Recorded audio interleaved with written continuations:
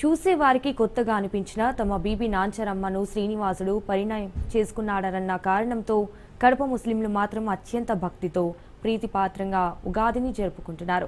ఏ ఏడాదైనా ఉగాదిని ఇలా జరుపుకోవడం సాధ్యం కాకపోతే ఇబ్బందులు పడ్డామని కొందరు ముస్లింలు చెప్తున్నారు. తమ పూర్వీకుల నుంచి ఈ సాంప్రదాయం వస్తోంది. పెద్దలు చేసినట్లే తాము ఇప్పుడు గుడికి వచ్చి ఉగాదిని జరుపుకుంటామని కూడా చెప్తున్నారు.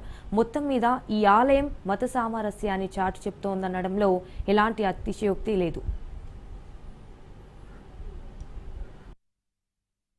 నమో వెంకటేశాయ. శ్రీ లక్ష్మీ వెంకటేశ్వర స్వామివారి దేవస్థానం దేవుని కడప. ఈరోజు ఉగాది పర్వదినం సందర్భంగా ఉదయం స్వామివారికి పంచామృతాభిషేకం జరిగింది. తరువాత అలంకారము, నైవేద్యం తదుపరి భక్తుల్ని సర్వదర్శనానికి అనుమతి చేశారు. అలాగే ఉదయం 9 గంటలకు పంచాంగ శ్రవణ కార్యక్రమం ఉంటుంది ఈరోజు.